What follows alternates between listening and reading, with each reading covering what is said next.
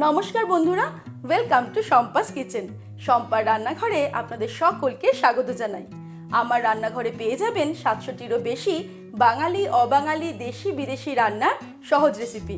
শুধু ইউটিউবে গিয়ে সার্চ করুন শম্পাস কিচেন, আর অবশ্যই আমার চ্যানেলটিকে সাবস্ক্রাইব করে নিন, আর বেল নোটিফিকেশনটা ক্লিক করে অল অপশনটাকে সিলেক্ট করতে ভুলবেন না।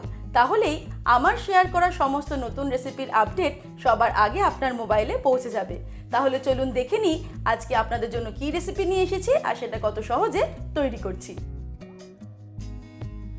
আজকে তৈরি করে দেখাবো ভেন্ডি দিয়ে দারুণ টেস্টি মুখরোচক স্ন্যাক্স রেসিপি কুরকুরে ভেন্ডি। বানানো খুবই সহজ আর স্বাদে জাস্ট ফাটাফাটি।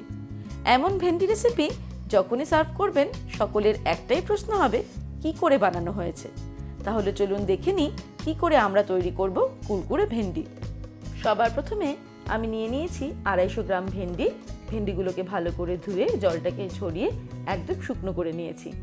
এবারে ভেন্ডিগুলোকে আমি কেটে নেব। প্রথমে ভেন্ডির আমি উপরের অংশটা কেটে নিচ্ছি, তারপর নিচের দিকটাও কেটে নেব। তারপর এটাকে আমি দুভাগ করে নেব। যদি বড় সাইজের ভেন্ডি নেন তাহলে কিন্তু এটাকে 4 ভাগ করেও নেওয়া যেতে পারে। এবারে এই ভেন্ডির ঠিক মাঝের অংশটা, এই শিরের মতো অংশটা আর দানাগুলো আমি বাদ দিয়ে দিচ্ছি। আমি হাত দিয়ে কাজটা করছি, আমার হাত দিয়ে করতে সুবিধা হয়, ঠিক এইভাবে করব, দেখে নিন। আপনারা চাইলে ছুরি দিয়েও এটা করে নিতে পারেন।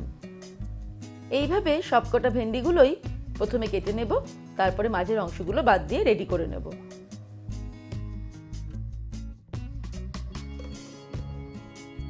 এই দেখুন, আমি ছুরি দিয়েও কি করে করতে হয় দেখিয়ে দিচ্ছি।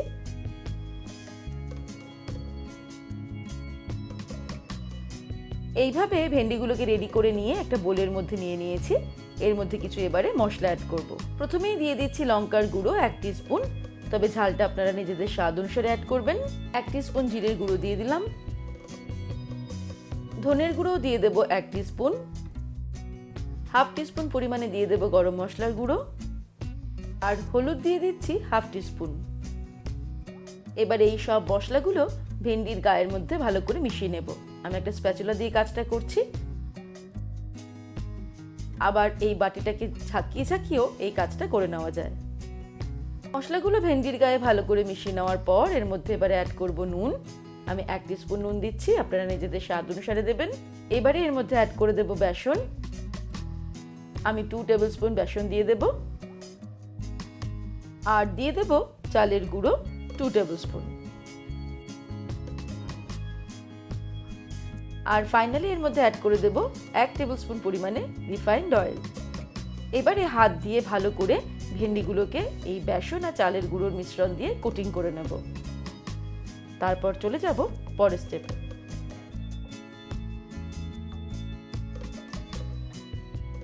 এবারে ফাইনাল স্টেপে একটা প্যান গরম করে তার মধ্যে নিয়ে নেব বেশ কিছুটা পরিমাণে এক্সট্রা লাইট অলিভ অয়েল, তবে আপনারা রিফাইন্ড অয়েলও এটা ফ্রাই করতে পারেন।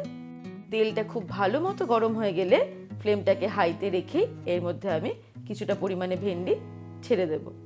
হাই ফ্লেমে ভেন্ডিগুলোকে মিনিট খানেক ফ্রাই করব।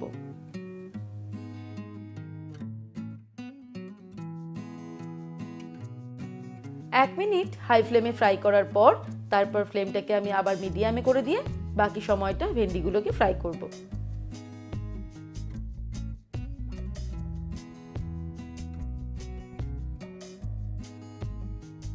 ভেন্ডিগুলোকে উল্টে পাল্টে ক্রিস্পি করে ফ্রাই করতে হবে। একবারে ভেন্ডিগুলো ফ্রাই করতে 5 থেকে 6 মিনিট সময় লাগবে। ভেন্ডিগুলোকে আমি ক্রিস্পি করে ফ্রাই করে নিলাম। এবার এগুলোকে তেল থেকে ছেঁকে তুলে নিয়ে গরম গরম সার্ভ করব।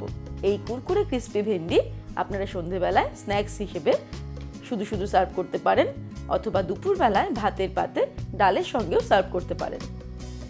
তাহলে দর্শক বন্ধুরা, আজকের এই রেসিপি আপনাদের কেমন লাগলো আমাকে ভিডিওর নিচে কমেন্ট সেকশনে কমেন্ট করে জানাবেন।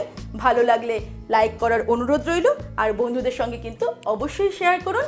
ভালো থাকবেন, সুস্থ থাকবেন। আমি আবার হাজির হব নতুন নতুন রেসিপির সঙ্গে। নমস্কার।